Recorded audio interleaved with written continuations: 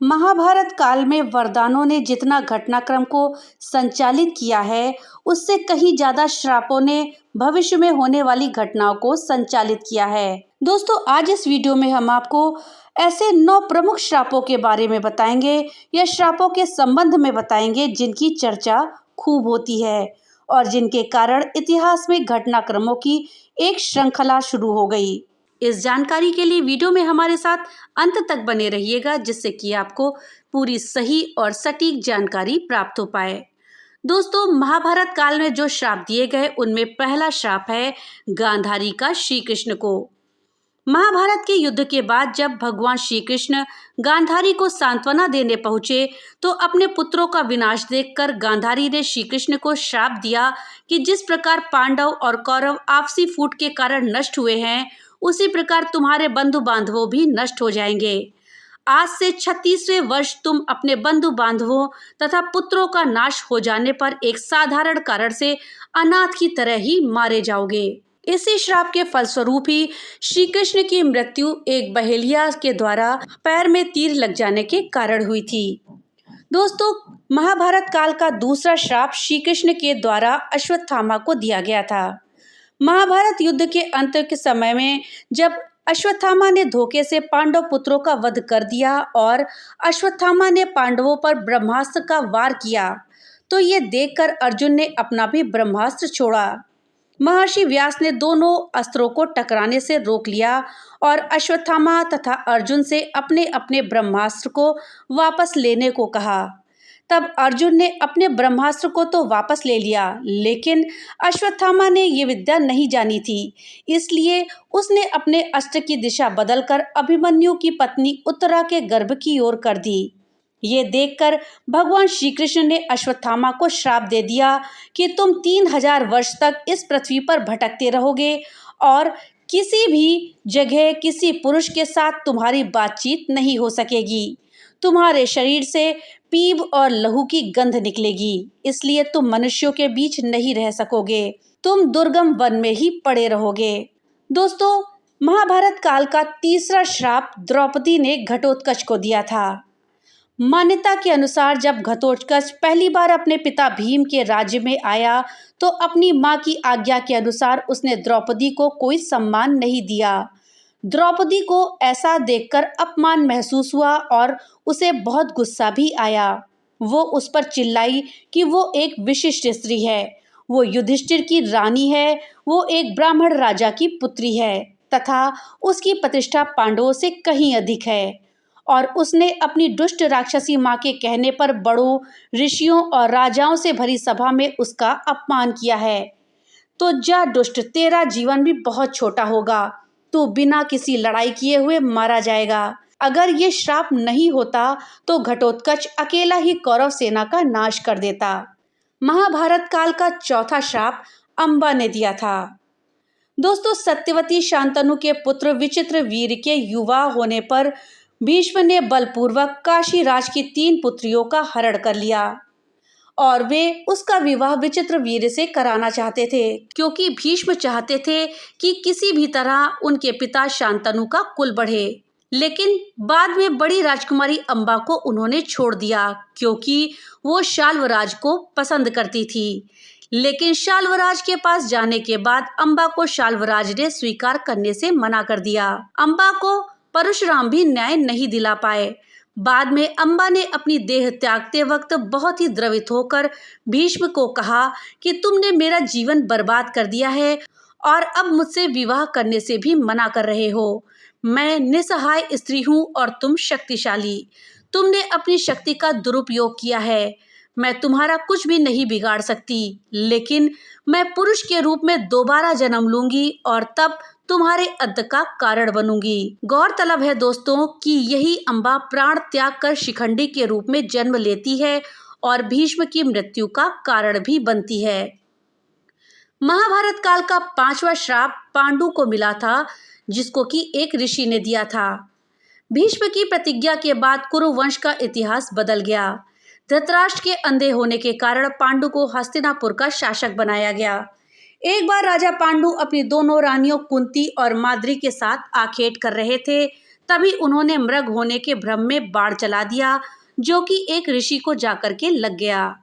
उस समय वो ऋषि अपनी पत्नी के साथ सहवास कर रहे थे और उसी अवस्था में उन्हें बाण लग गया। इसलिए उन्होंने पांडु को श्राप दे दिया कि जिस अवस्था में उनकी मृत्यु हो रही है, उसी प्रकार जब पांडु भी अपनी पत्नियों के साथ सहवासरत होंगे तो उनकी भी मृत्यु हो जाएगी। उस समय पांडु की कोई संतान नहीं थी। अब उनके लिए ये संकट की बात हो गई। जब उन्होंने ये बात कुंती को बताई तो कुंती ने उन्हें ऋषि दुर्वासा द्वारा उनको मिले वरदान की बात कही। इस वरदान से कुंती किसी भी देवता का आवाहन करके उन्हें बुलाकर उनके साथ नियोग कर सकती थी।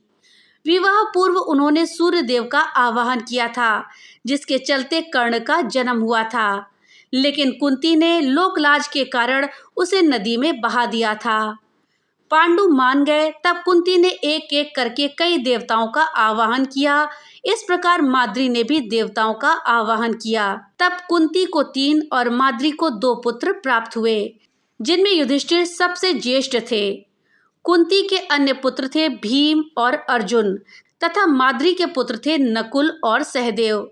कुंती ने धर्मराज, वायु और इंद्र देवता का आवाहन किया तो माद्री ने अश्विनी कुमारों का। बाद में पांडु ने जब अपनी पत्नियों से सहवास किया तो वे मृत्यु को प्राप्त हो गए और फिर धृतराष्ट्र को सिंहासन मिल गया। महाभारत काल में कर्ण को भी एक श्राप मिला था। जब द्रोणाचार्य ने कर्ण को ब्रह्मास्त्र विद्या सिखाने से इनकार कर दिया, तब वे परशुराम के पास पहुंच गए। परशुराम ने प्रण लिया था कि वो इस विद्या को किसी ब्राह्मण को ही सिखाएंगे, क्योंकि इस विद्या के दुरुपयोग का खतरा बढ़ सकता है। उस काल में तापस, कुशाग्र, विनम्र, ब्रह्मज्ञाता और विद्यावान लोगों को ही ब्राह्मण माना जाता था। कर्ण यह सीखना चाहता था तो उसने परशुराम के पास पहुंचकर खुद को ब्राह्मण पुत्र बता दिया और उनसे ये विद्या सीख ली। परशुराम ने ब्रह्मास्त्र के अलावा कर्ण को अन्य सभी अस्त्र शस्त्रों की शिक्षा दी।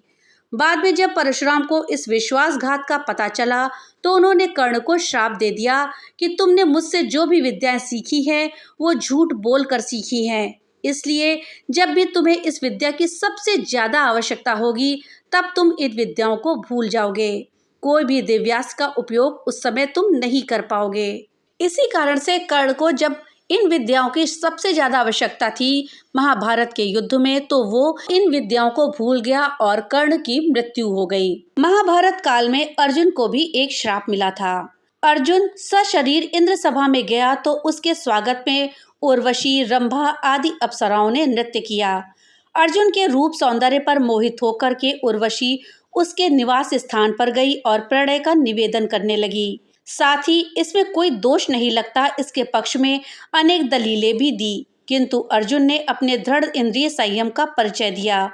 उर्वशी अपने कामुक प्रदर्शन और तर्क देकर अपनी काम वासना तृप्त करने में असफल रही तो क्रोधित होकर उसने अर्जुन को 1 वर्ष तक नपुंसक होने का श्राप दे दिया।